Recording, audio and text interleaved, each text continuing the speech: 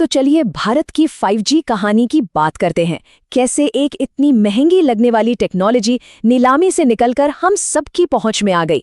समझते हैं कि 2026 तक ये सब मुमकिन कैसे हुआ।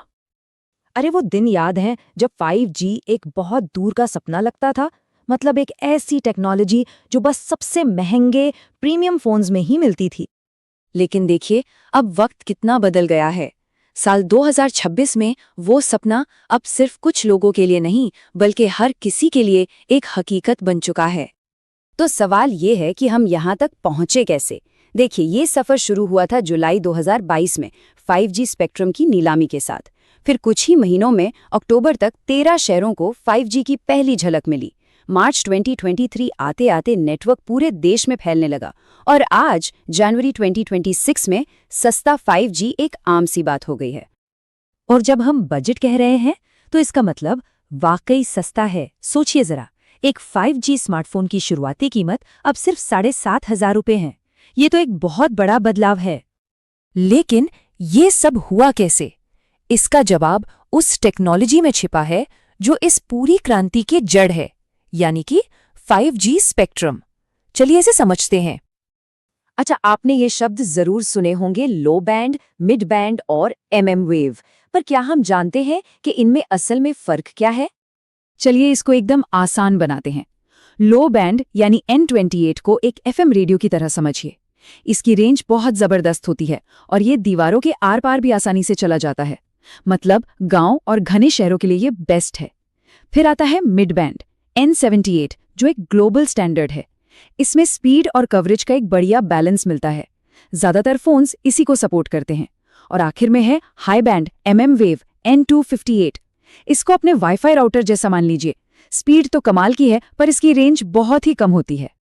तो जब एक बजट 5G फोन खरीदने जाएं तो क्या देखना चाहिए? बस ये पक्का कर लें कि फोन N28 और N78 बैंड्स को सपोर्ट करता हो।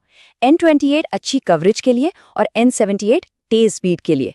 भारत में एक अच्छे 5G एक्सपीरियंस के लिए ये दोनों बैंड सबसे जरूरी हैं। तो अब जब हम टेक्नोलॉजी को थोड़ा समझ गए हैं तो चलिए मार्केट में चलते हैं। पेश है बजट 5G का दौर और ये रही 10,000 रुपए से कम के फोन के लिए एक गाइड। 2026 की शुरुआत में मार्केट में कुछ बेहतरीन ऑप्शंस हैं। पोको C75 5G एक बढ़िया ऑलराउंडर है।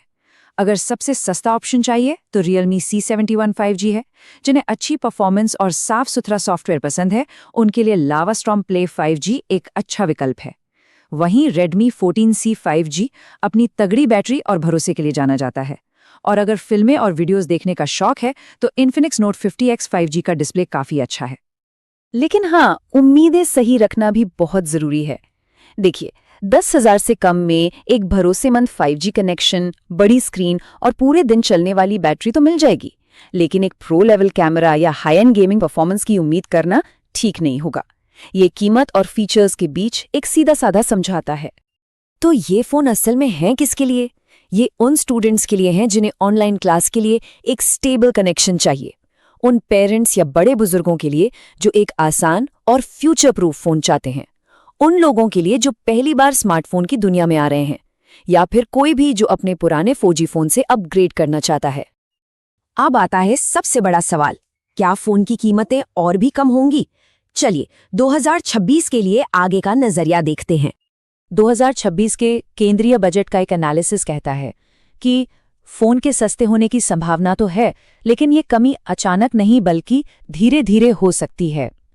तो इसका असली मतलब क्या है? देखिए, कीमतों पर दो तरफ से दबाव है।